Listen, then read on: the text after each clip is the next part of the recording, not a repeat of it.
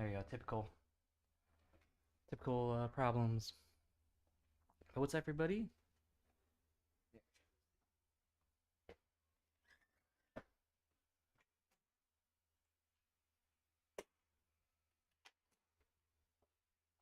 There you go. Might be a little better. All right. What's up? Shurfrousky's Cult of Nine. Our first little hobby stream, live stream. And yeah, I'm just gonna be chill. Just gonna be hanging out, chilling, painting, doing all that kind of stuff. It's the first one, so I'm sure it's gonna be pretty. What's the word? Fucked up. Yeah, everything looks like it's going good. Check the audio. First one, so. Okay, cool. I get some tunes on. Well, you can't hear the mic that much. Maybe you can.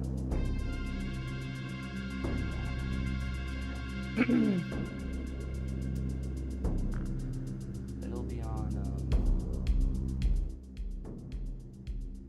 here.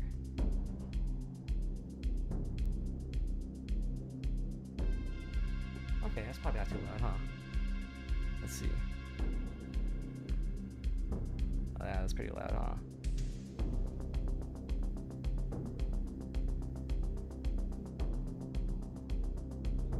We'll see. We'll monitor it, but yeah, today I'm gonna be painting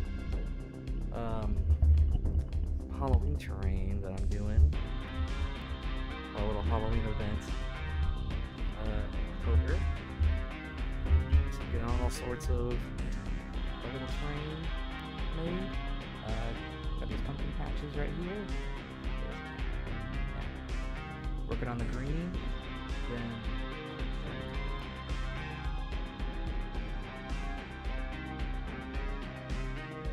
these are kind of the final products right here. We got like little homemade ones with the 3D prints, painted it up, textured it all up with all sorts of different stuff. And then this is kind of the pieces I'm working on right now. This is how it's gonna look. Yeah. I'm gonna work on these guys a little bit, and then I think I'll work on some of my Tzeentch stuff for LVO.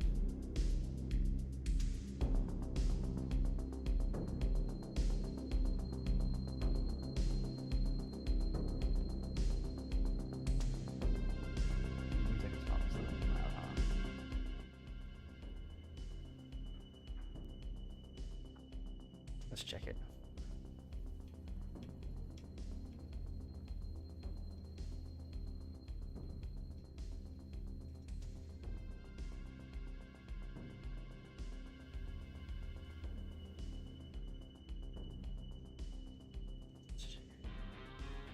Oh, that was right now. Using my phone to make sure everything's looking good. See, I think this will.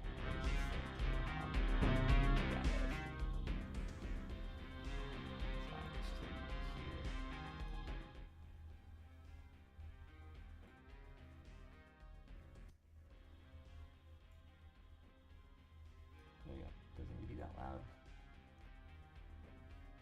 Cool. Check it in a bit, but alright, let's get started.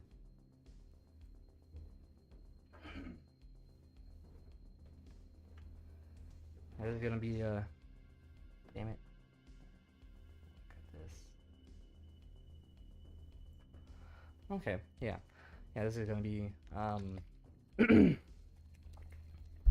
trying to be a more constant thing of doing these kind of live streams and some kind of weekly video, and eventually get some other hobby video stuff out.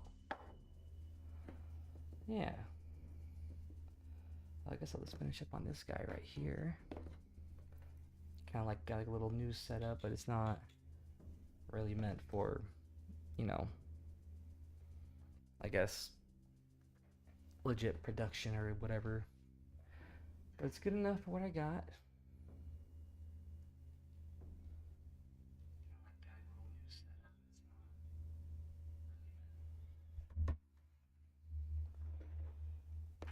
All right.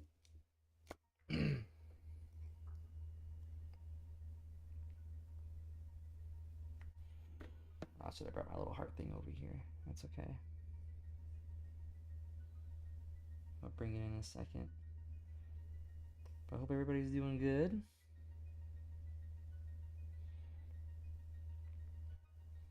I'm excited for the Chaos Dwarves. That's gonna be really fun. Can't wait. I'm gonna have to go tomorrow and pre-order it.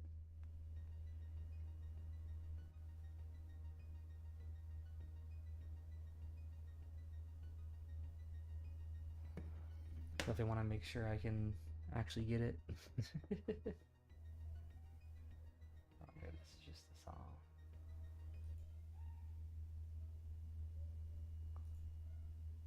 What the hell?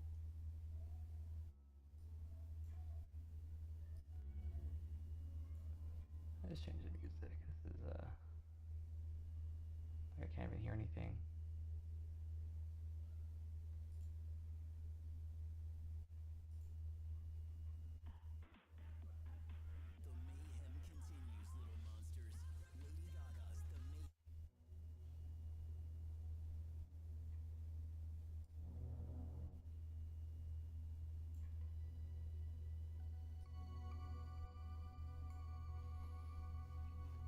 Alright, might be a little better.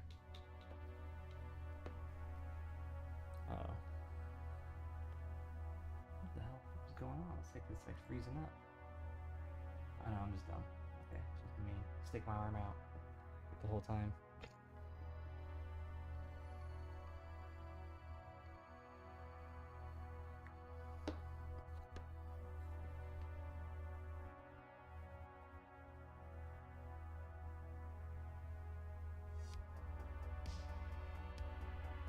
Yeah, the Citadel contrasts are really nice and vibrant.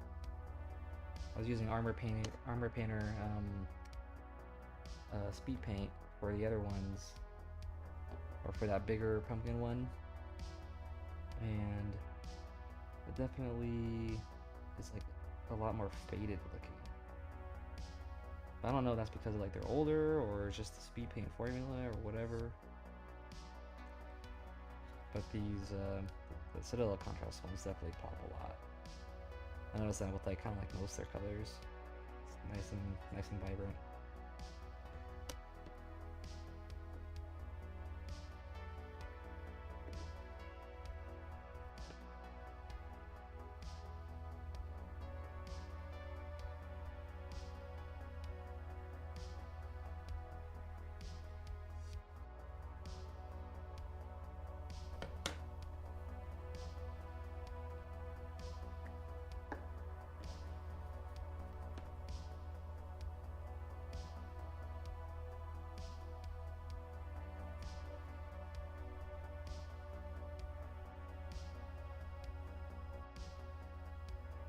Getting all these little vines.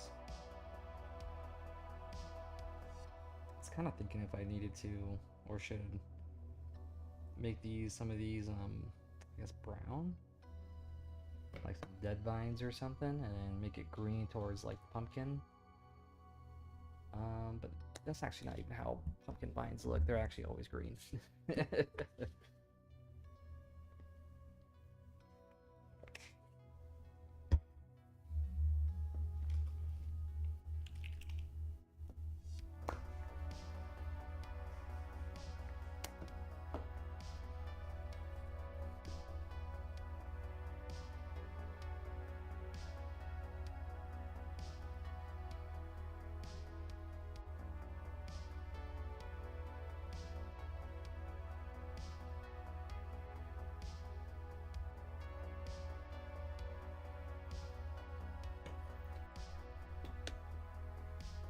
Yeah, I'm definitely gonna need the little my little palette thing.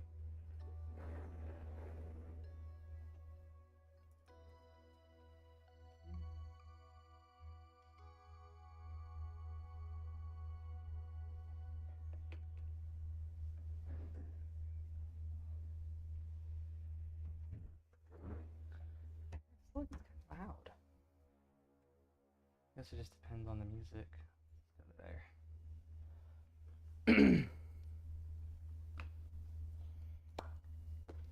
Alright, we'll use you.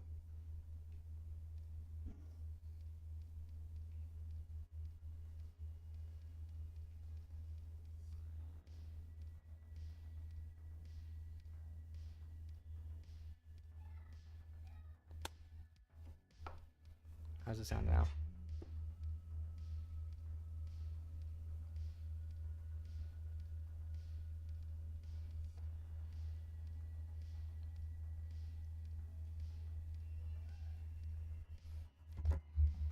It's always hard with music trying to get the audio sounding better.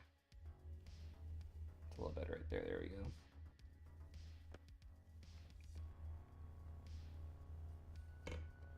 I want to just see if I can send these out with it.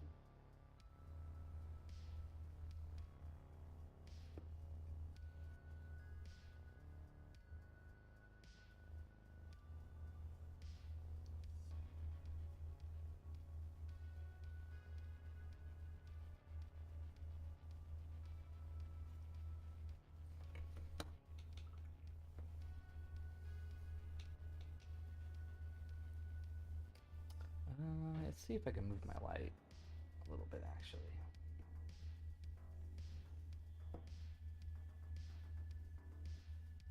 Oh. How did I just do that? No, it's not that. What the hell? The mode? No. Huh. I don't know what I did. Somehow I turned off the auto brightness on here. Weird. There you go. I think that's a little better. Oh shit, now it's in the way of the camera. Okay, there we go. This is probably as far as I can get. That's fine. And I got my mic like in the way too. Let's move this. This actually might be better this way. Sorry, I'm doing all these adjustments while streaming, but that's okay. Next time I'll know. I'd probably keep doing the big one. What's in the way now? This one.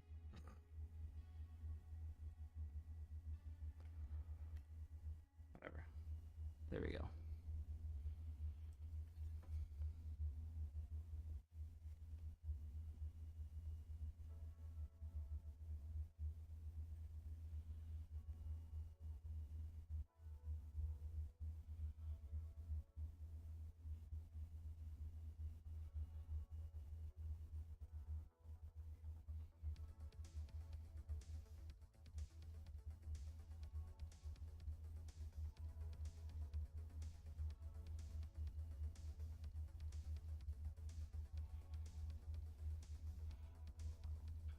Hopefully everyone's having a good Friday. I think I saw for 40K the new data slate's coming out, or if there's leaks of one or something like that. So I guess that'll be fun for all the 40K players. Get some updates. I'm sure all the guys who were strong were getting nerfed, and all the guys who were weak are getting stronger. Like how it usually is with any update.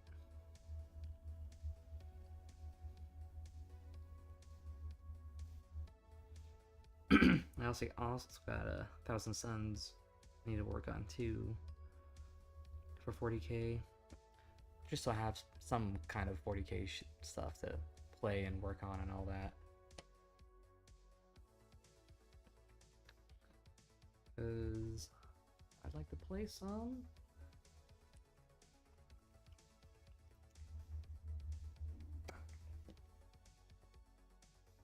I mean, before I had a Imperial Guard. I mean, I still do, but I'm trying to sell them. Because I feel like it'd be easier to hobby if I'm working on factions that are the kind of within the same I guess like faction. So you know, so for AOS I got Disciples of Tzeentch, right? So obviously it'd be kind of easier on the hobby side to just um, make 1,000 suns be my main 40k army instead of guard. That way I don't have to like paint a whole other army just to play. And guard's such a, you know, like a horde type faction. I mean, it doesn't have to be. You can get a bunch of tanks and stuff, but still, it's like you kind of do need infantry, and then for the amount of infantry, you do need to be viable. You need like 20 or 40 or something, and yeah. Or if you're not running like normal, like Cadians or Kriegs, then it has to be. Then I guess you can make it like elite guys, but still, you still need to get like 10, like 20, 30 elite guys, probably, right? For anything, to be decent in guard, if you're running some infantry, even if you're like tank heavy or whatever. So it'll just be easier to, you know, combine my Disciples of Tzeentch with 1,000 Suns. But then the only thing I really gotta actually make is all the rubric stuff, because you know I got demons. And all the Zangors are in 1,000 Suns too, so I don't gotta worry about that. So the only extra thing I kind of have to do is paint the rubrics. And painting them should be pretty easy because it's all like armor. And not too many extra random bits to paint. And since I've kind of been painting with a Turbo Dork for my Tzeentch, that kind of makes it easy for all the armor stuff. Just prime it black, use a Turbo Dork on it. Maybe I want to get extra crazier, I can do like 1 or 2 different color types on the Turbo Dork to try to, I guess, give it more of a normal metallic look where, you know, there's shaded spots and bright spots and whatever. But for the most part, I don't even have to. You can just, you know, do 1 Turbo Dork color and it's solid because all the color shifting and it already makes it look. The color shifting itself already is kind of giving those shades and highlights. So you don't really have to go extra with it and do more.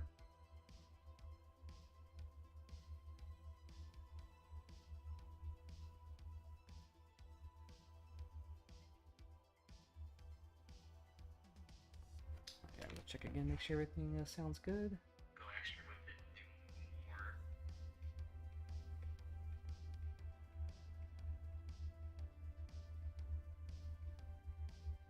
Okay. Doesn't seem bad.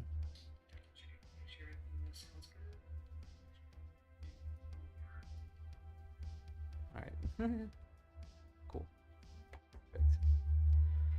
Nice. Yeah, looks like it's sounding better.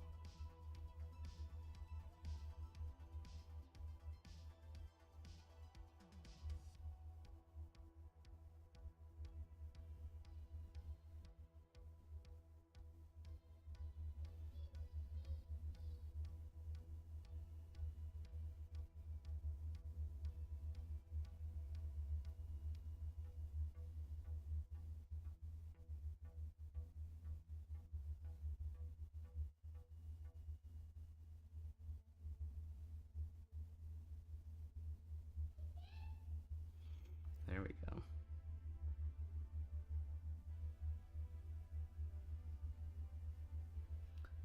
Does anyone even do Halloween events for Warhammer stuff?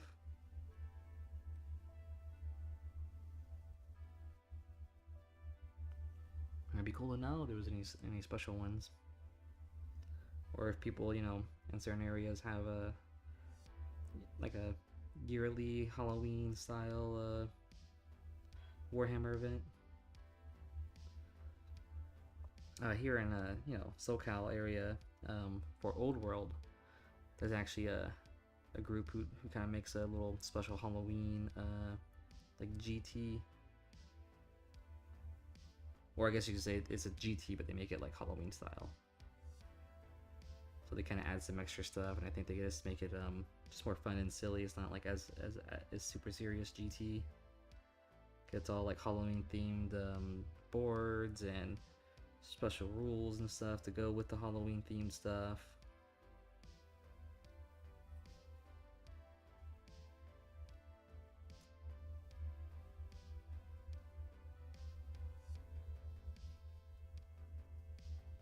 It looks really fun. I like to try it out.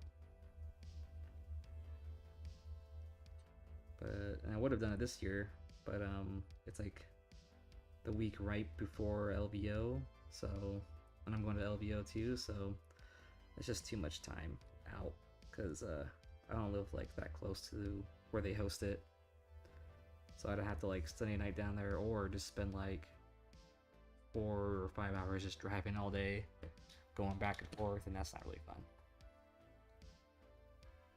So kind of sucks. Maybe next time. Maybe next time I can do it.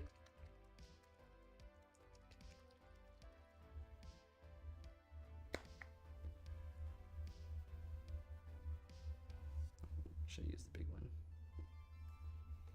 Like the big one I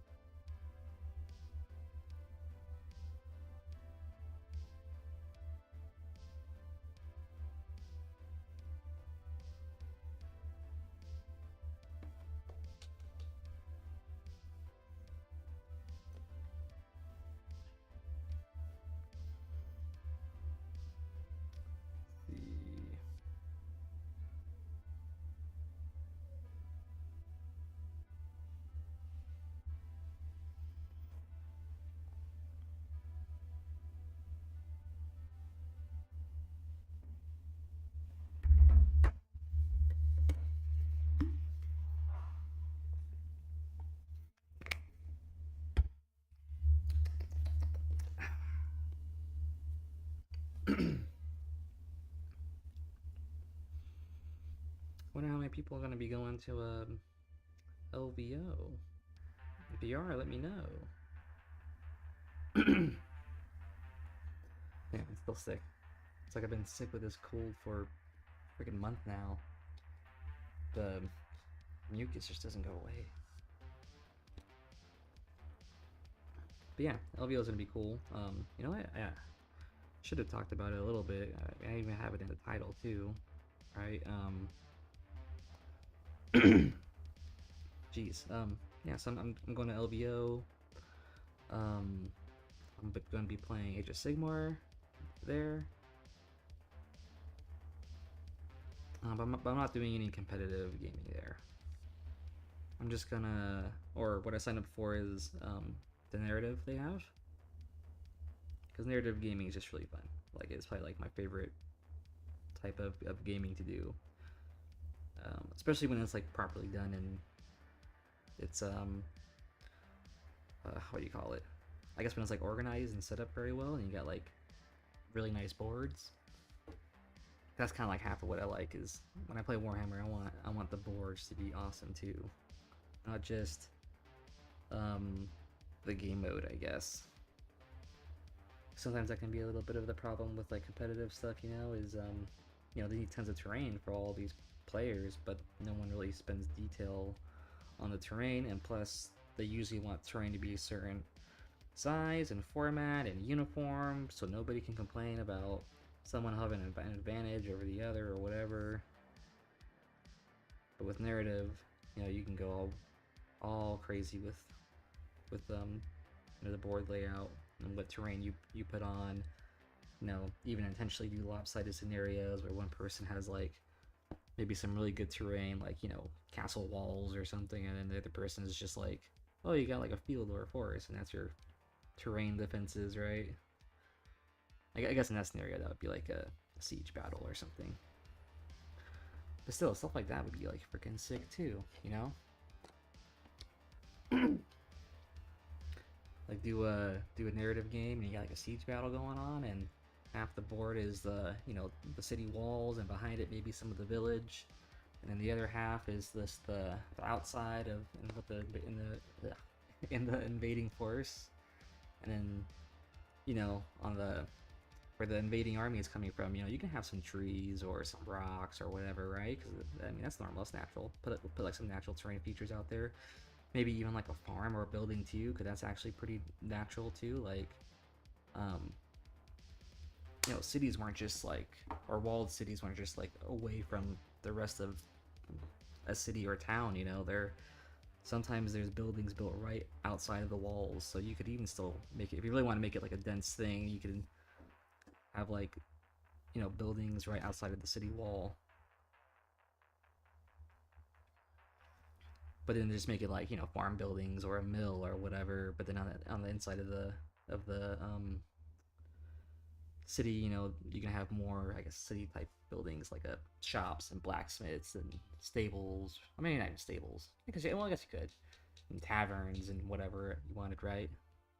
But then on the outside, just have like houses and farms and like a mill maybe. That'd be a really fun layout for like a siege battle.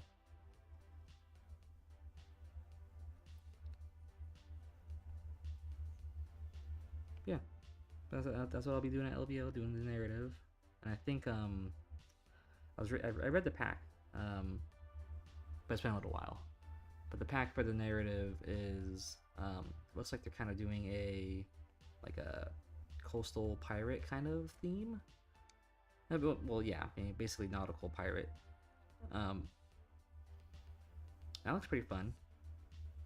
I mean, I'm not super big on like pirates and stuff, but it still looks fun.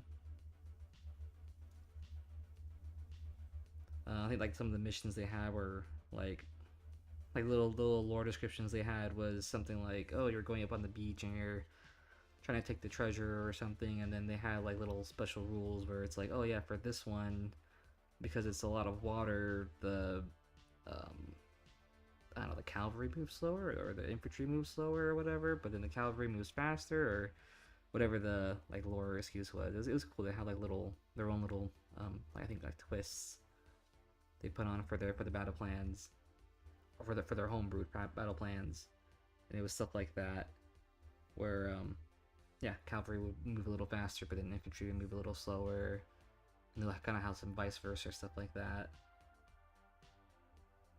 or what would you call it, like contradicting or opposite type of rules like that.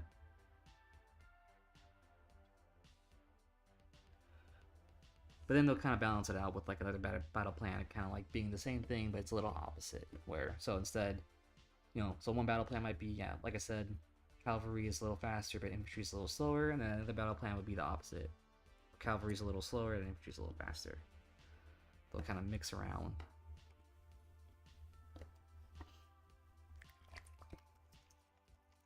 I'm trying to remember what else they got for it. A narrative, LVO narrative. I don't know what the boards would be like. I'm assuming it's gonna have some pretty cool terrain. I'm hoping, since it's narrative. It looks like they got some cool stuff. Like I think it's like there's like 2 factions you kind of pick. So like I think it was like one's the spoilers and one's the raiders or something like that. Basically, it's kind of like I think what it's supposed to be is kind of like 2 just like pirate type factions or something like. So it's not really a good guy bad guy. It's just like two pirate factions, I guess.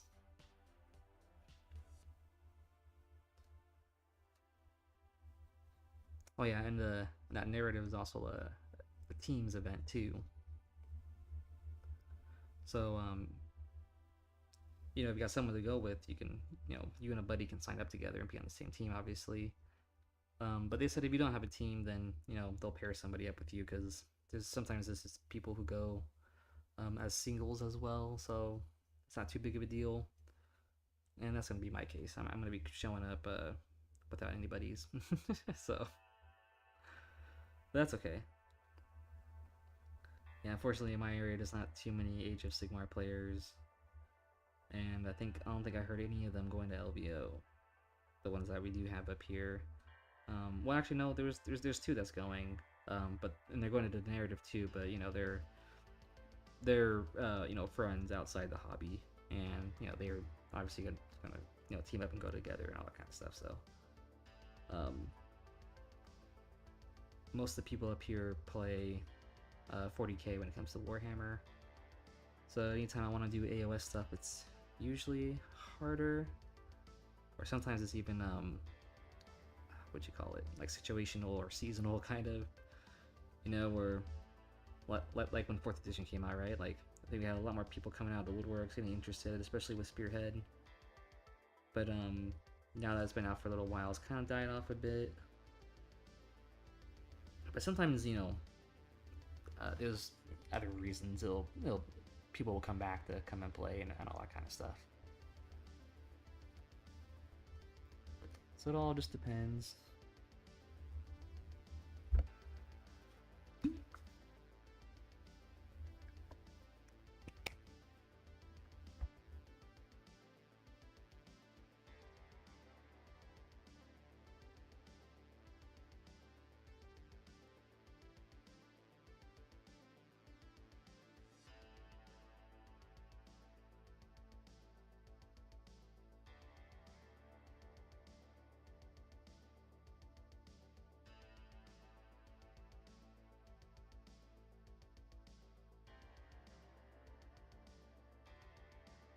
And that's kind of another reason I want to, actually start working on my 1,000 cents so I can play some more games here where I live, even though it's not AOS, but it's still fine. It's still fun.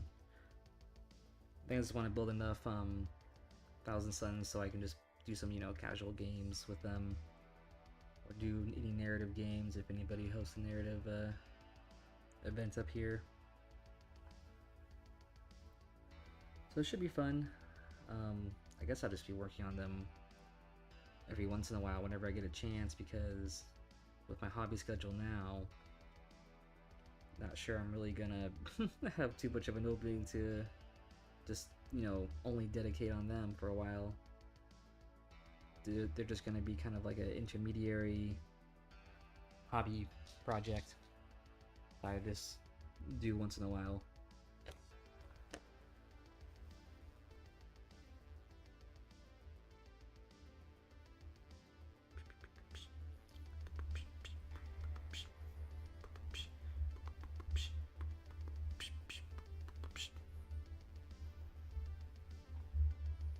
Yeah, because for my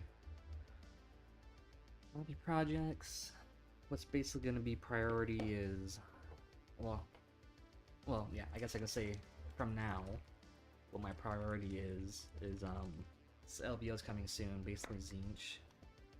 Which, I mean, it's not too crazy, but I need to at least get them, like, battle ready for the guys I don't have fully painted yet. That narrative is only 1,000 points too for your lists, but you can kind of bring like an extra 1,000 list as like I don't know what you call it, kind of like a reinforcement list that lets you, where you can kind of swap your dudes in and out if you want to do that. Like I think between every like battle you do.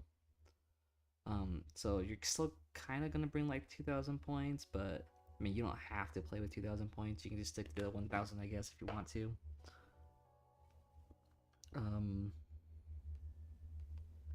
Yeah, and not all my Tzeentch stuff is painted.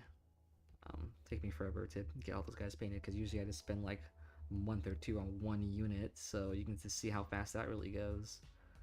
On top of me getting distracted with doing a bunch of other hobby projects like this, like me painting terrain. So it takes a long time to actually get something done. But hey, you know, maybe by the end of it, in like a couple more years, I'll have like, you know, a couple boards worth of terrain and like 3 armies painted in like a span of like 5 years total, instead of like, you know, doing 1 army per year or whatever. I just have everything done within 5 years.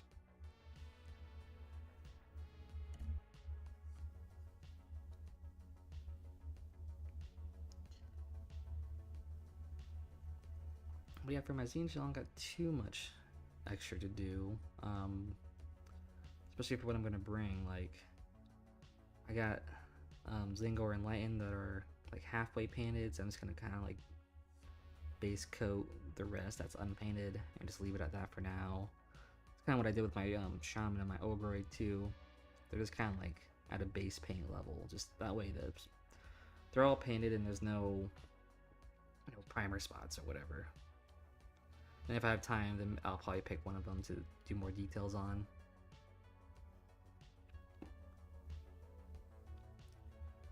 And then I got my acolytes too. Got to do, well, basically the same thing. Just finish up on them. Get the cover up all the primer spots.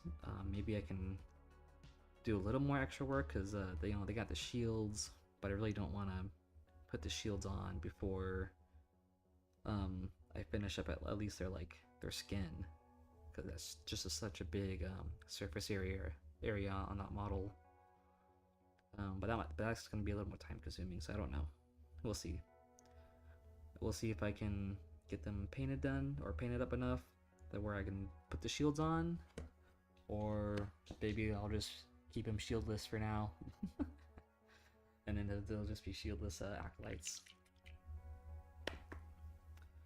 And then the big thing, which is crazy, I still haven't done it, even though I kind of own this army for like 2.5 years now or something, is I think when I finish touching up the Enlightened and the Acolytes, I'm gonna work on my Lord of Change, because that's what I want to definitely bring a Lord of Change for the LVO event. It's because it's fun, you know. It's always cool to have the big monster thing, and then, you know, since we can kind of bring like 2 1,000 point lists. I'm gonna have one list be like my mortal list, all melee, and then I want to have the other list kind of be like my demon list, and I'll have my Lord of Change in there. So yeah, I'll try to get him painted up as much as I can. I still never really painted any big monster guys before, so it's definitely kind of a different thing.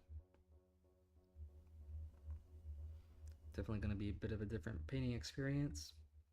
So I used to always painting just the small guys. I don't even paint like cavalry that much either.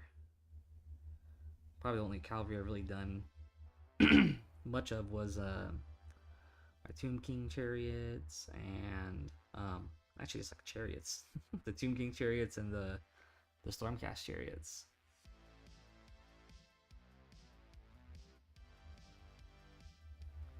But other than that, I never really worked on like just straight cavalry.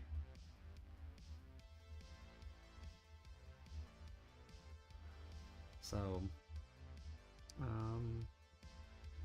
yeah. Well, I don't know. I guess the Zangor and Lighten kind of counts as cavalry, right? The Zangor version, because they're on discs. Instead of painting a horse, I'm painting a disc. Yeah, I'm usually just doing like infantry or like little monster demon things. And demons are so easy and nice to paint. Like, I feel like it's not a lot of headache when you paint them, because demons don't usually come with a bunch of extra like accessory things that you feel like you gotta be obligated to paint, or they don't have like tons of like built-in detail, I guess, either. So you can really go as simple or as complex with them as you want, which is fun. And yeah, that's the aspect that kind of makes it more chill, because you know it's like, hey, I'm painting up some pink horrors. Don't want to make it complicated. I just want, you know, pink horrors. Then hey, just paint them white, throw a pink contrast over them. You're done. That's basically it. And of course, you can still get the details of like the weapons and the fires and whatever too. But like 80% of the model is just their skin, and then slapping that pink contrast over them. It's like, yep, you're basically done.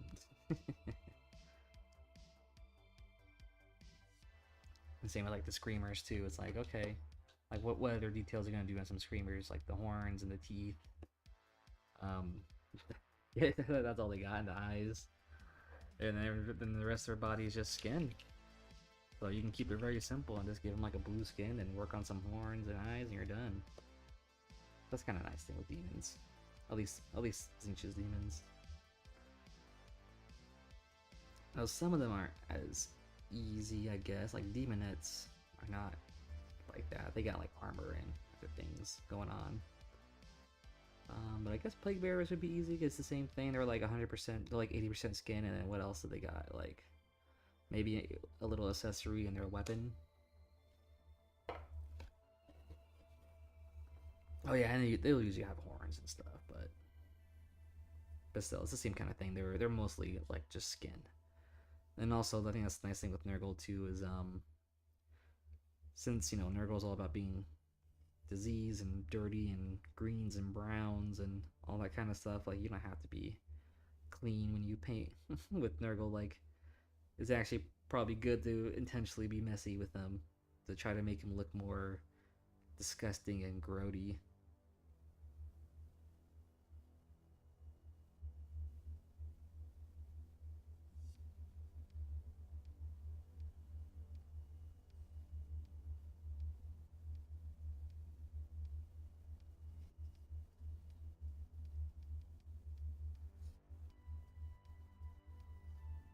Nice. I'm actually surprised it's a pretty good angle for the camera. I'm not like getting my head in the shot. I have to go like this to. But I can actually I can look at my stuff pretty closely. Nice. This is actually like a really good angle. It's good to know. Good to know.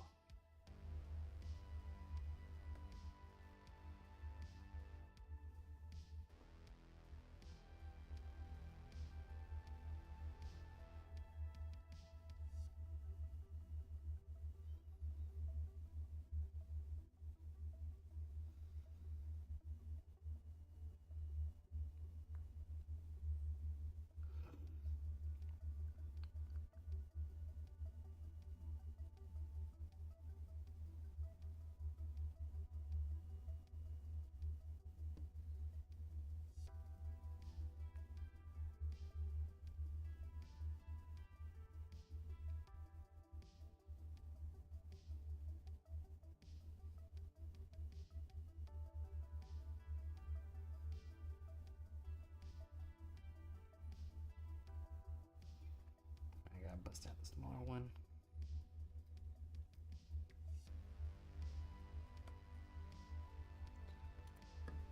Oh. But I need some more. Some more paint.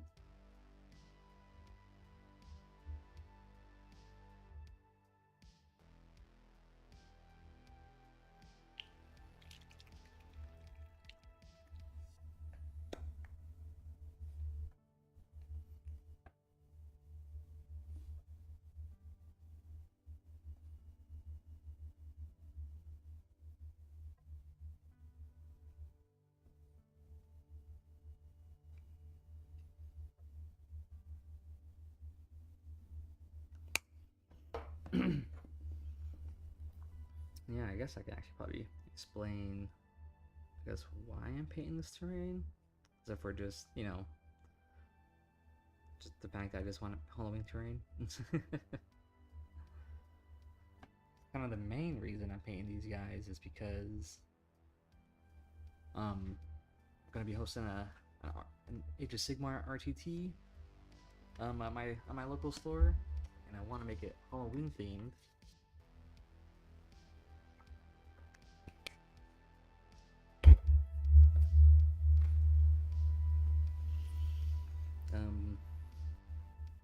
yeah, so, but, you know, obviously if I want to make a Halloween theme, I need to kind of make some Halloween terrain.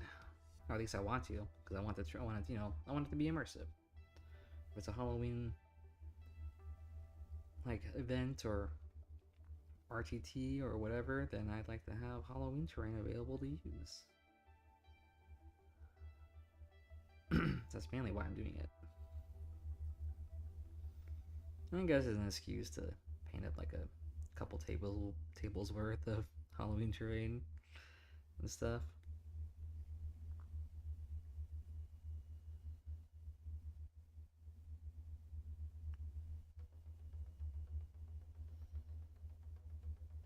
And of course, in the future, I can always use it for narrative events too. Maybe like next year, do like a narrative Halloween event, AOS or 40k. Might actually be good to do it for 40k too, especially since we got a lot of 4k players up here.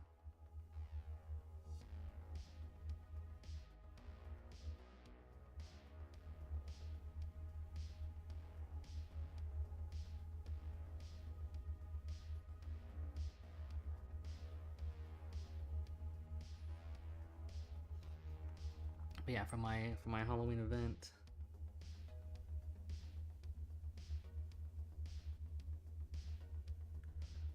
my terrain is actually gonna play a role in the game, or kind of like it can. It depends. So basically for my Halloween RTT, I mean, keeping it kind of simple, not going too crazy with like extra Halloween rules, but the one, I guess, yeah, probably the only extra Halloween rule I got is I'm making my own battle tactics, and they're not going to replace the current ones. It's just going to be like an extra one to add on top.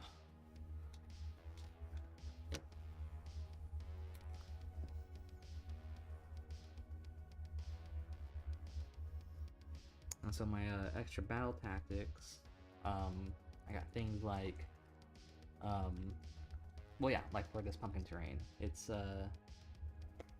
was it something like kill somebody near the pumpkin terrain, basically. And then I got another one where it's like you just control the pumpkin terrain that's in the enemy territory. So they're kind of like, you know, based on, I guess, like the same kind of battle tactic concepts that we already have in the game, but just kind of more in a Halloween flavor, I guess. Oh, I'm done. That's what I need to do. Bring out more contrast paint.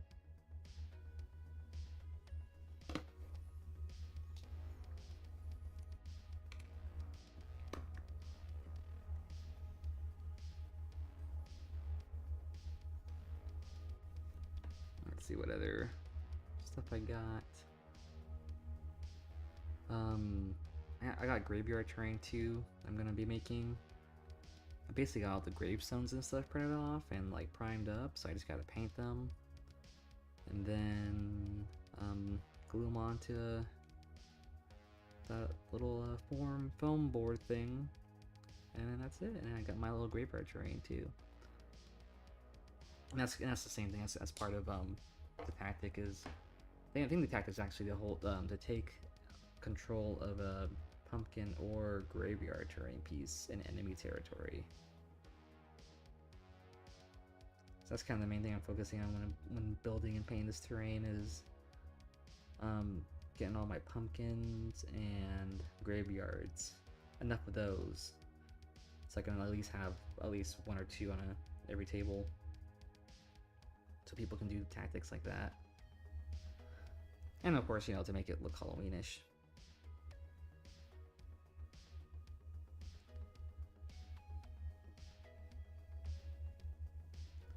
Yeah, but then I got some other fun tactics like a demon slayer or like a undead witch hunter slayer, the kind of thing where it's for the tactic you gotta kill like 10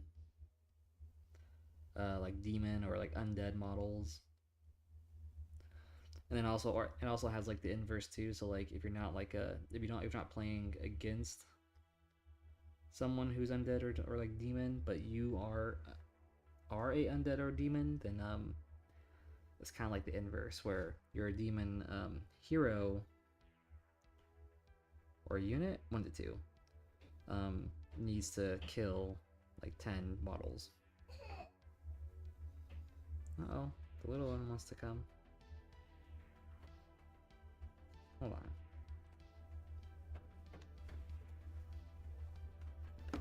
Your turn.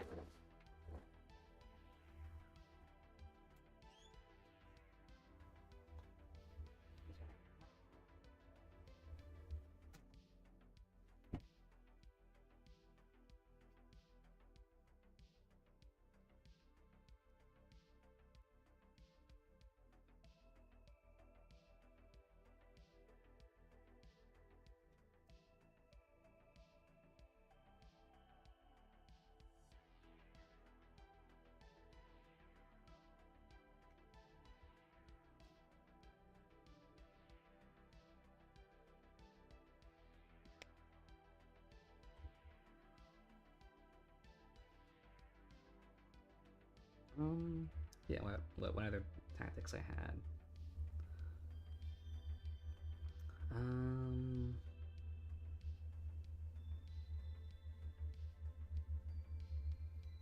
Yeah, what was the other tactics I had? Like I gotta look them up now. Yeah, oh yeah, I think I made one. I called it like the Necromancer or something.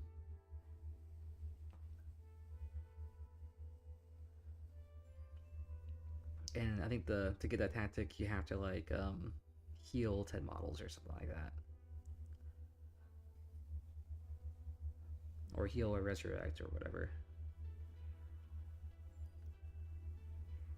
So that kind of is fun. That kind of goes in line with I guess some Halloween stuff. Then I think I have another one where it's what I call it. I think I call it creature feature, and it's supposed to be if you have like a monster unit kill another monster unit. And I think I have another one where it's like just a monster unit like killing, I don't, certain amount of people or whatever it was. Or actually I think it's the opposite. I think it's you have to kill a monster unit. So you don't have a monster, you gotta kill one.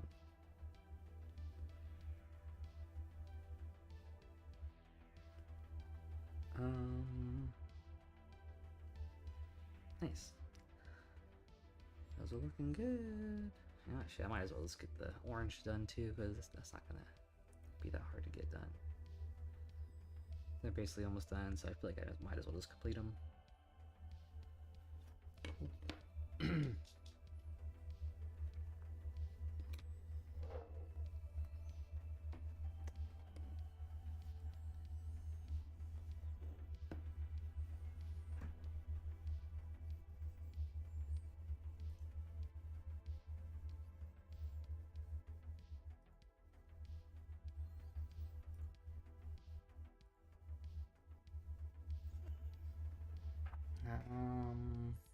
What else was I thinking?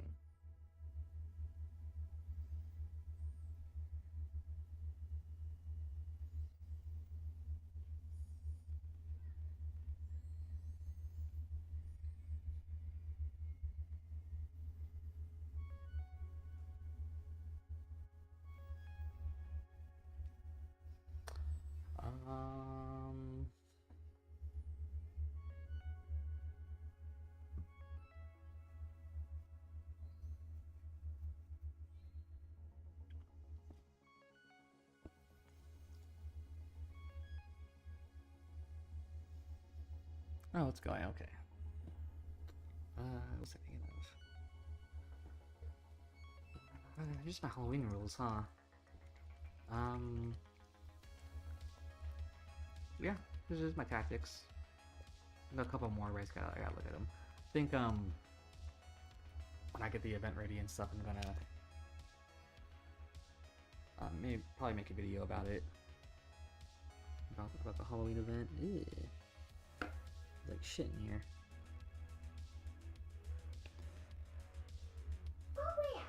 Yeah, I want to make a little video about it. I think I'll try to have it be more of a video just going over the event. I was thinking it might be cool to do like a battle report too, but I don't think I'm gonna have time to really do all that.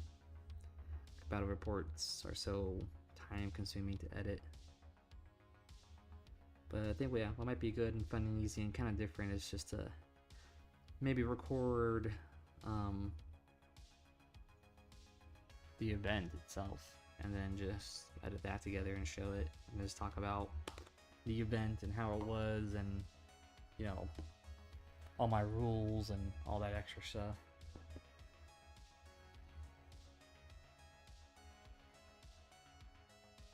Oh, that part's a little green still, or it needs to be green.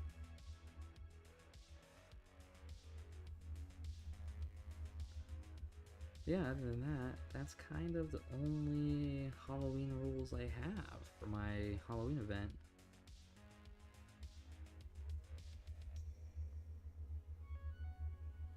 Just the battle tactics, nothing else really. Yeah, that's the only thing I'm adding, just the battle tactics. Battle tactics and cool terrain. That's it. And keep it simple. And then I gotta figure out how the BCP stuff works too.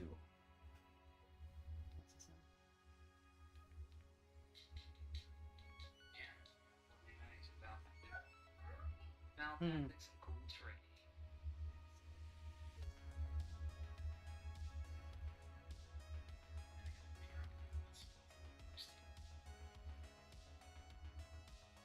Oh, yeah, cool. Sounds good.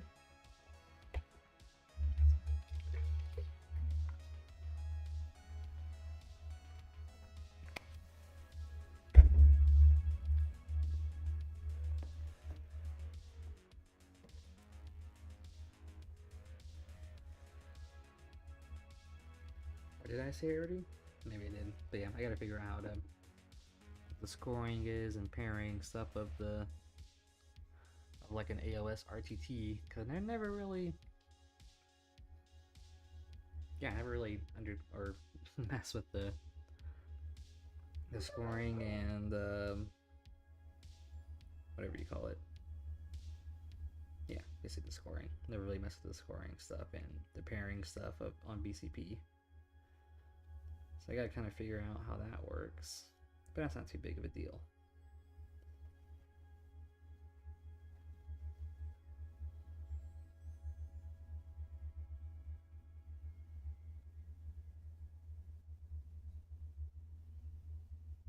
But hopefully it's good and fun. I hope it really helps bring out, you know, our AOS players.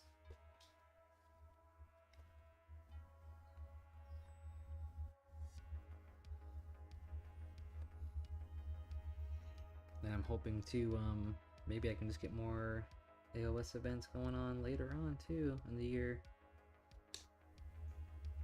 Besides doing any, like, you know, extra crazy stuff like this Halloween themed one. Just try to get more AOS RTTs in general at my store. That might be good. But yeah, you know, it's always kind of hard because always depends if you have enough people interested in going. Gotta have that first, really. But I feel like you can get it to work. Or at least maybe the first couple RTTs will work. And then people maybe might get bored of them and not do them.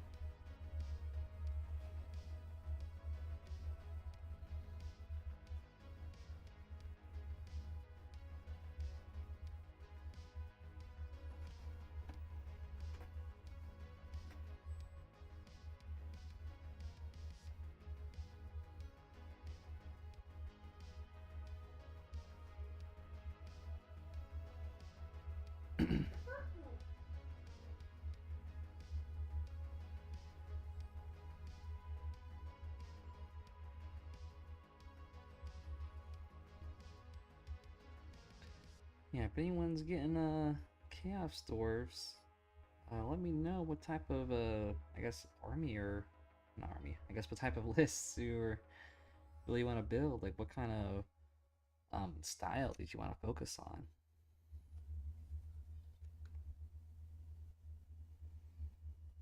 I think for me, I kind of want to focus on the war machines and the cavalry, the bull centaurs. That seems like it probably might be pretty good and fun. Yeah, unfortunately, it doesn't seem like there's really much of an infantry component. As in, like, there's not really, like, super hard hitters, except for, I guess, the ranged, right? But I kind of consider that to be, like, its own range category, not really infantry.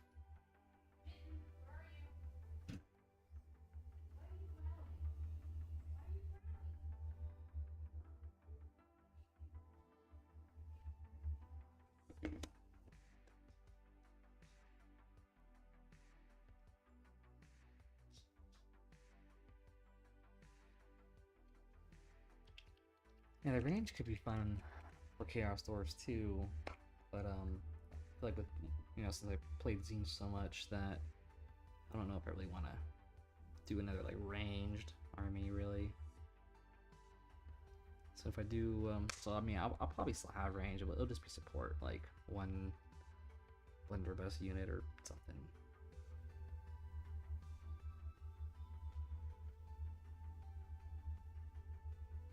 Yeah, that's not really covering it up, is it? Uh-oh. It's like this turned off. Does it have a timer? Or did it die? Oh, it died already, did it? Did it overheat? Uh-oh. Wonder if my camera overheated. Or if it's just dead. It might just be dead. Wow. Let me see. Let me see if it's possible to charge it.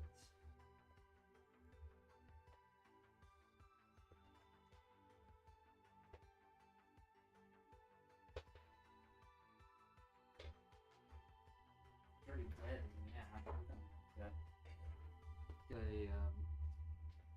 a battery for it or something. Or I'm just gonna have to plug it in the whole time. Yeah. Didn't even check it either. Wasn't paying attention to its battery. It's charging. I'll give it a minute. So sorry, it's gonna look really kind of dumb. Let's just go to webcam, I guess, for now. That way you can see something and it doesn't look stupid. I'll give my camera a couple minutes to charge up, and I'll turn it back on and see if it's just a dead battery.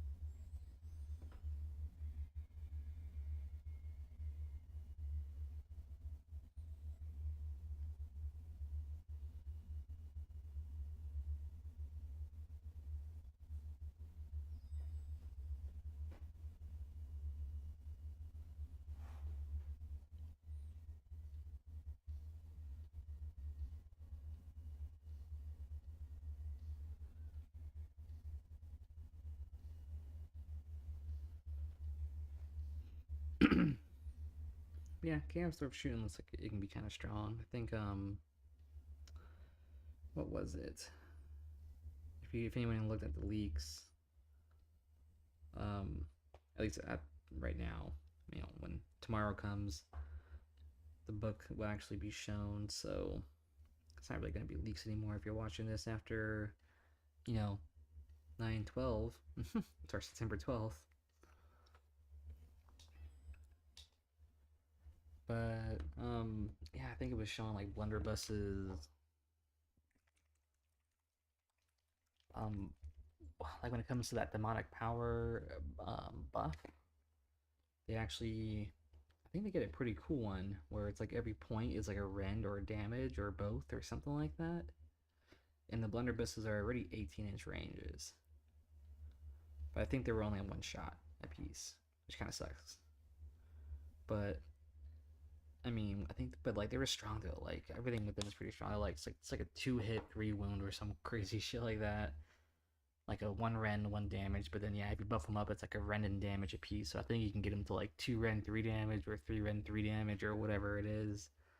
That's crazy.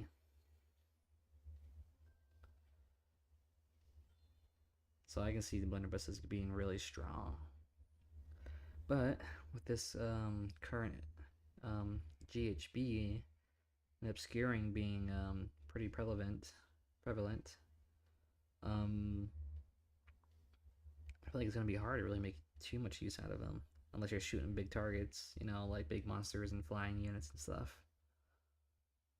If you're trying to take out like the cavalry or some infantry and if someone's playing pretty smart about it, they can just keep hiding in the obscuring terrain the whole time and never get shot at.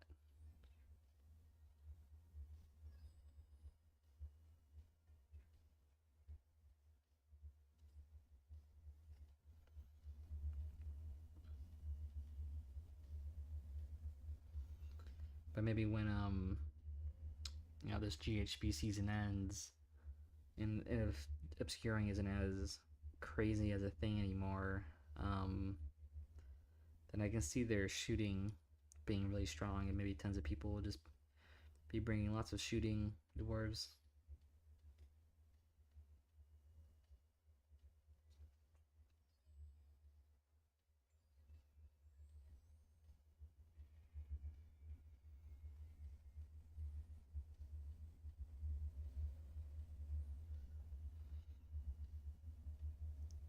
Yeah, I think when looking at their artillery too, I think a lot of people kind of wanted like really strong artillery, and it's decent. Like it's not like super weak and everything. It's pretty good for like decent damage output. I think for artillery. Um, but yeah, obviously the main point of the artillery is like utility. Like they just give you some, or I think they can apply some good like debuffs to the enemy. And also with that 30-inch range, it's kind of like just gonna be some good harassment too. You know, you can just park that guy literally at like the back of the army or back of the board or whatever, and just basically harass people. Because was it, how long is the board? 60 by 44, so like 22. Yeah, exactly. If it's depending on where you place them and like how close they are, you probably could be blasting dudes round one, especially if you put them close up to the front deployment line. Yeah, you could be blasting guys from the get go. What's my battery at? No, battery's okay. That's weird. I don't know. Maybe I just gotta have this thing plugged in, or get a dummy battery. Probably get a dummy battery because if I use this battery the whole time, then it's gonna burn out quick. I think. I mean, it says it's good, but like, what if I unplug it, or did it just overheat and that's why it turned off? No, battery is low. Okay. Okay, I see. So I think I just gotta get a dummy battery. Forgot about that. Cameras, they just get the batteries just get so burnt out so quick. when it comes to recording. Yeah. Yeah. Need to get a dummy battery. That'd be easier.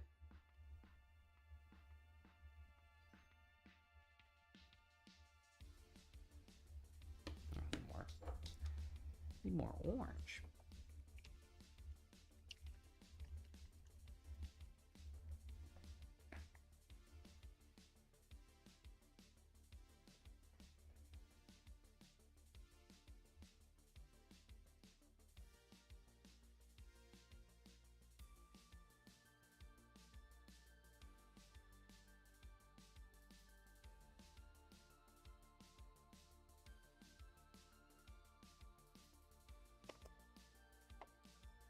Yeah, for the chaos stores, the what else? I'm kind of just talking about them. Damn it, what they call whatever the big bull, monster, war machine guy. That thing's pretty powerful too, and it's got like one of the best saves in the game. You know, it's got a 2-up save.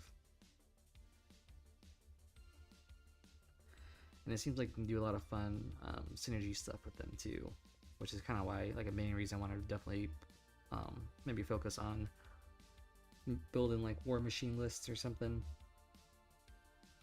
Because of what, going off the top of my head, it did like a 2-up save. I don't think they have a lot of rend either. Of course, it's like a 1 rend, but like 2 damage, I think, for their weapons, or maybe D3. I think their shooting one was like D3, but the melee one was like S flat 3.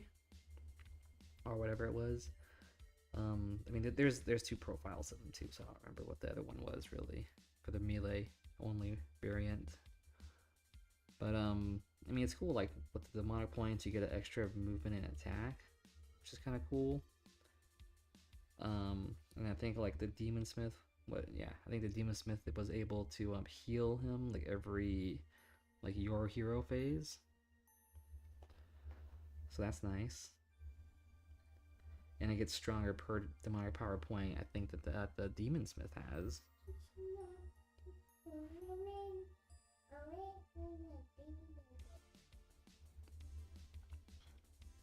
So, what was it? I was saying like D3 plus 3, basically. So yeah, you can get, what should we call it? Oh, I can't now. My brain. It's like, for some reason, the live streams on all the Wi-Fi signals is just burning my brain. Oh yeah, so the D3 plus a 3, so you're guaranteed like a 4 to 6 heal if you're fully maxed on your DP points. Which ain't bad. I don't remember what their health was. It might have been like 10 or 12 or something, right? For those war machines. So 6 health like every your hero phase ain't bad. I mean, and with the 2-up save. And then I think there was, damn it, I don't remember what the rules was, but I think it was like an artifact or something that lets you bodyguard with those bull war machines. And when you're bodyguarded, I think what it said was, if I remember it right, is that the war machine gets a ward, like a 5-up ward. But it might have been for the Demon Smith guy too, so I don't remember if it was that. But I mean, that would be crazy though. 2-up save with a 5-up ward. That's nice, dude. That is very nice. That's super tanky. That thing's not gonna go anywhere. I'm pretty sure with the artifact, it was like some kind of synergistic buff, where the Demon Smith gets a buff and then the War Machine gets a buff. Pretty sure it was something like that. I don't think it was just for him, but I don't know. I'd have to look again to see. Oh, touched it a little bit.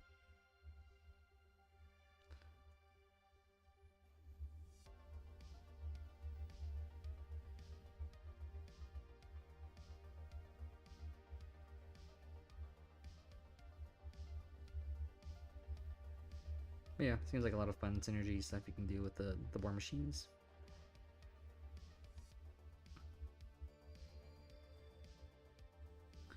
And I think for the bull centaurs, they had a lot of fun looking, I guess kind of like movement or charge base abilities, which help them with that. And then the shirtless two-handed bull centaurs can do a, like, what was it? If they, I think it was like if they countercharged, and like specifically the command ability countercharge, you know. So you know, in your opponent's phase, they get strike first if they pull off their countercharge, which I think is pretty cool. That's a pretty fun kind of I don't know what you call it.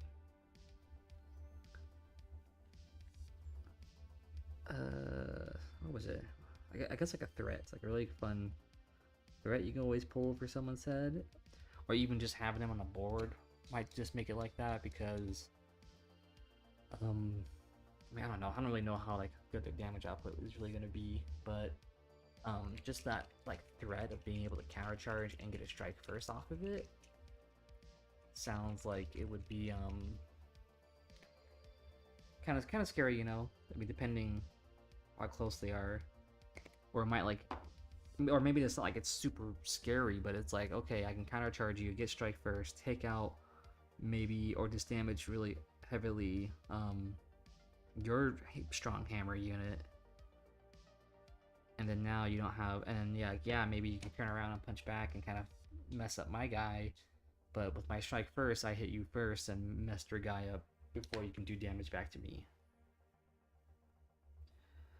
And that might be like part of the strategy of it, you know.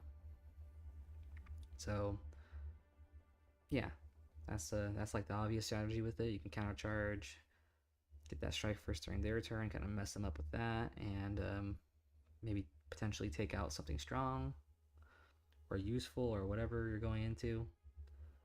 And then also, you know, there's that psychological aspect too of you just having them on the board. They know like, okay, well, they can pull this off like any freaking charge phase. So you're gonna really have to be careful how you move your guys around to make sure that they don't pull that off on you.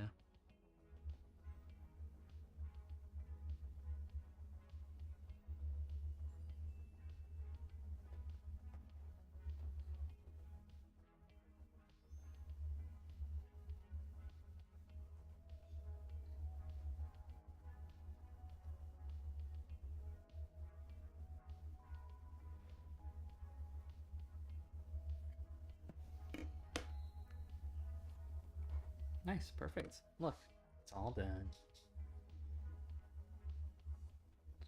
Ta-da! Ta-da! Do do do do do do. It's looking good. Nice and pretty pumpkin patch. That's all I'm gonna do, is leave it like this. My I guess maybe OCD brain, I kind of want to do more with them, or more details on it, but that's freaking overkill. So I'm not gonna do that yet.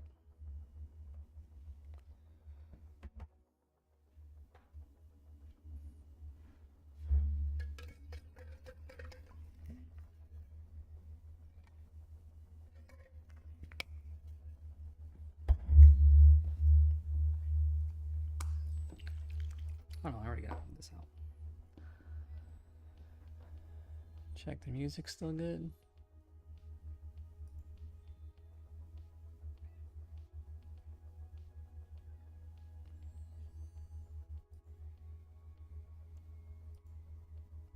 Yeah, it's almost over though.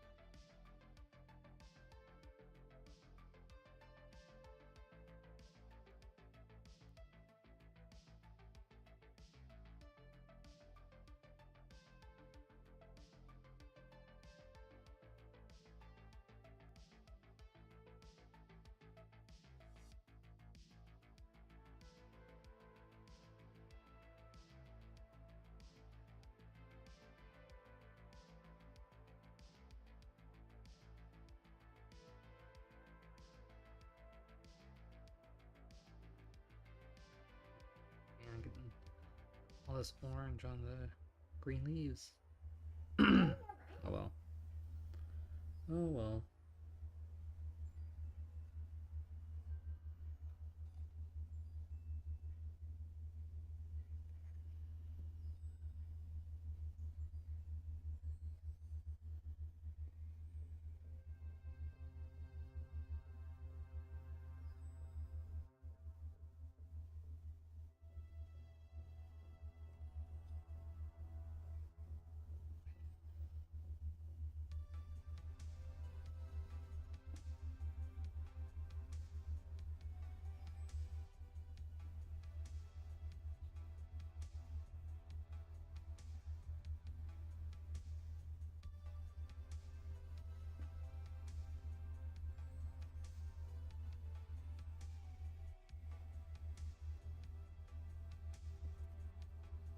Oh no. Touched it when it was all wet.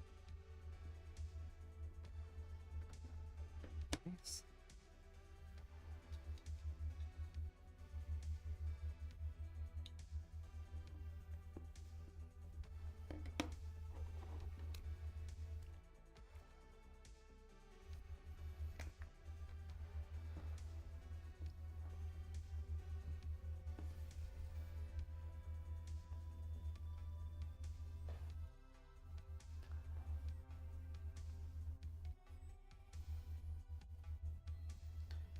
Yeah, I think for these painting streams, I might have to move the webcam somewhere else.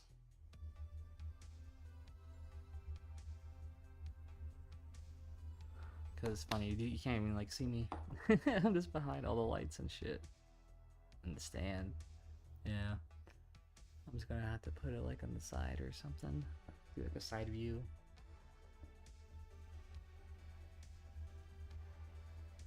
That's okay. Figure it out. Figure out all the best ways of doing it.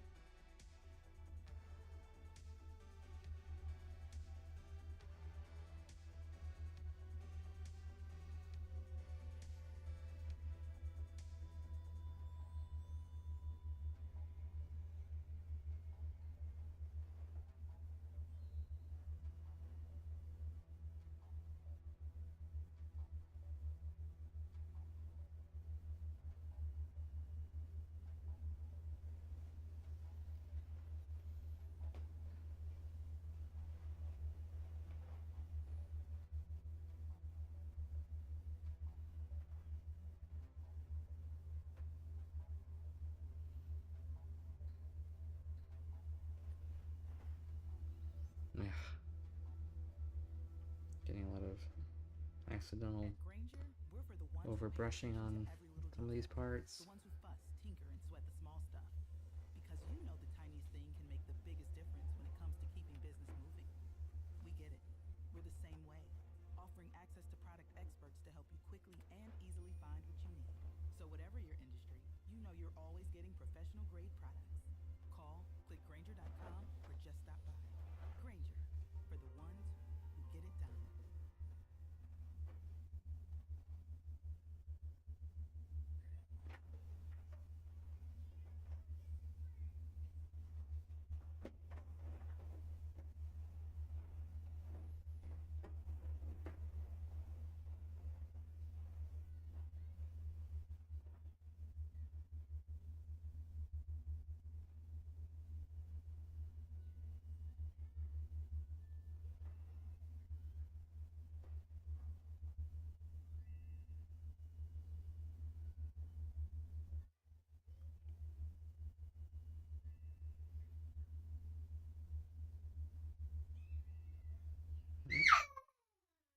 The music's over.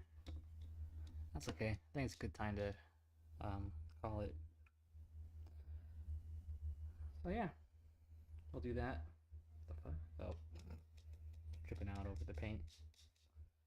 Yeah. Thank you for hanging out and watching, and being here for the first Shurfrowsky Code of 9 hobby stream. I'll be doing these every Friday in the morning time. Here, I'm gonna switch cameras so you can kind of see me. Yeah, I'm gonna do these in the mornings. every Friday. At least that's the goal. I'm gonna try to do that. And it's just gonna be hanging out and painting and talking and shooting the shit, that kind of stuff. So if you like that, feel free to come by and stop by, say hi, hang out for a little bit. If you're hobbying too, feel free to come hobby with me. Yeah, that's really it. Just trying to do some more content on this channel that's very sporadic and basically dead.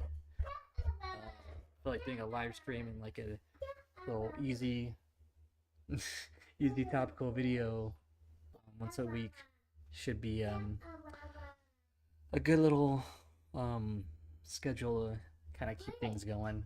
That's really it for me, guys. Take it easy. If you're pre-ordering the Hangout stores, good luck. Gonna be doing that too. Have a good weekend.